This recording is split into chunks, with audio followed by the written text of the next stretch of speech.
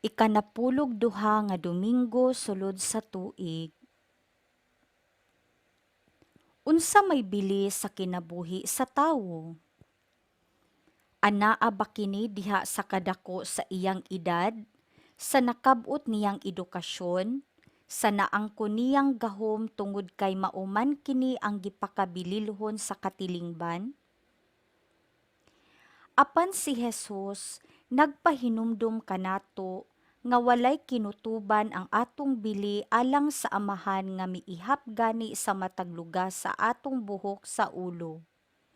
Sinunod ang iyang panig-ingnan, kita usab kinahanglang mutahod sa matag kinabuhi sa tawo, bisan unsa siya kahuyang, gikan sa wala gipakataw nga bata sa sabakan, ngadto sa mga adik, ngadto sa mga makililimos diha sa kadalanan, ngadto sa idaran nga inusarang nag-atubang sa kamatayon.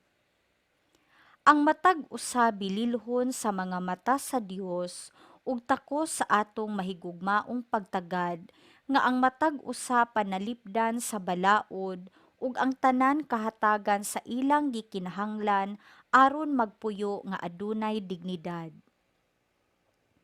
Pamalandong. Unsa may akong pagtan-aw sa matag tawo? Ako ba silang gitagad sumala sa pagtagad sa Dios kanila sa ilang walay kinutubang bili? Pagbasa gikan sa basahon ni Propeta Jeremias. Nabati ko ang hagawhaw sa katawhan. Gianggaan ako nilag ang gikalisangan sa tanang dapit. Miingon sila, ato siyang pakaulawan. Bisan ang suod kong mga higala, nagtinguha nga mapukan ako.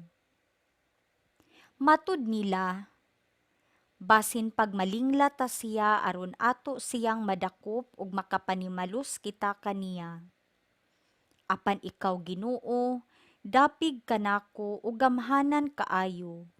Mga pukan ug mga pakyas gayud sila nga naglutos kanako ug dili gayud mo daog, maulawan sila pag-ayo kay dili man sila mulampos.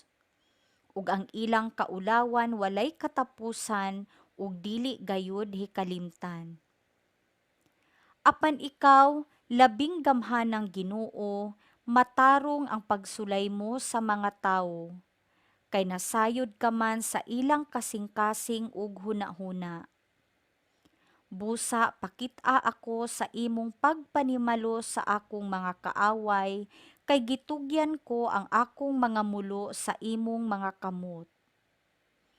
Pag-awit ug dayga ang Ginoo. Giluwas niya ang mga dinaog-daog gikan sa mga tawong dautan. Ang pulong sa Ginoo. Salmo responsoryo. Ginoo, sa imong dakong gugma, tubaga ako. Tungod kanimo, giantos ko ang insulto ug nalumos ang akong nawong sa kaulaw. Nahimo akong sinalikway sa akong mga igsuon, usa ka langyaw alang sa mga anak sa akong inahan, kay ang gugma ko sa imong templo nagadilaab daw kalayo, ug ang mga insulto kanila nga nangulipas kanimo natingob diri kanako. Ginoo, sa imong dakong gugma, tubaga ako. Nangamuyo ako kanimo o Ginoo, nga imo ako nga kaluy-an o Dios. Sa imong dakong gugma tubaga ako, uban sa imong makanunayong panabang. Tubaga ako o Ginoo, kay dako man ang imong kaayo. Diha sa imong dakong kaluoy, lingia ako.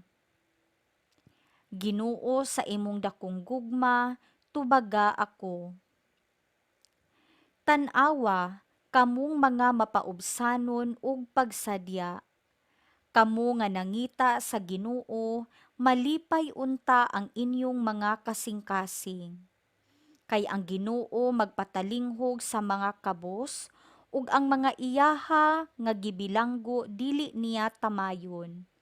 Magdayig unta kaniya ang mga langit ug ang yuta, ang kadagatan ug ang nagalihok diha kanila. Ginoo, sa imong dakong gugma, tubaga ako.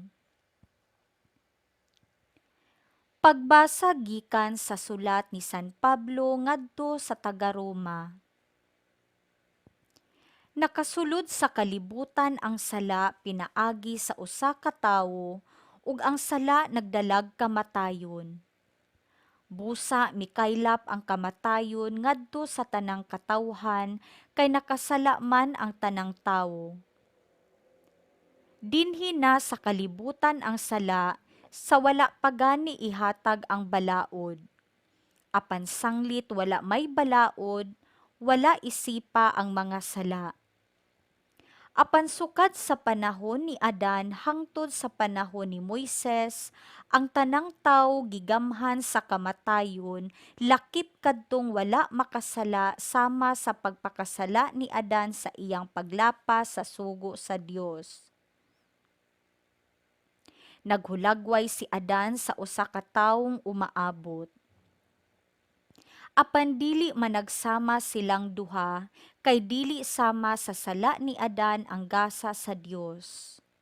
Kay kundaghan ang nangamatay tungod sa pagpakasala sa usa ka tawo, labi pang dako ang grasya ug ang gasa sa Dios nga mabatunan sa daghang tawo pinaagi sa usa ka tawo nga mao si Hesukristo. Ang pulong sa Ginoo.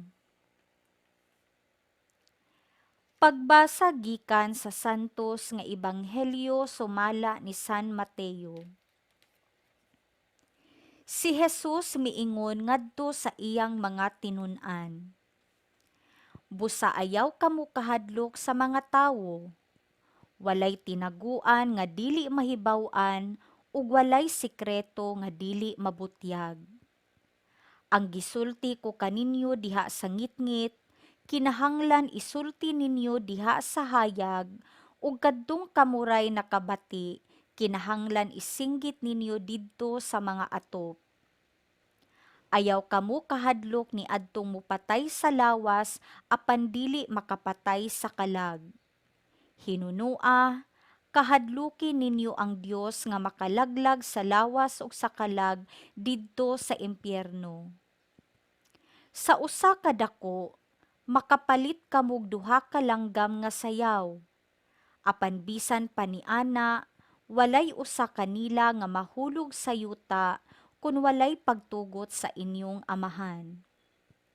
Ug bahin kaninyo, bisan gani ang tanang buhok sa inyong ulo giihap. Busa ayaw kamo kahadlo kay labaw pa kamo kaayog bili kaysa mga sayaw.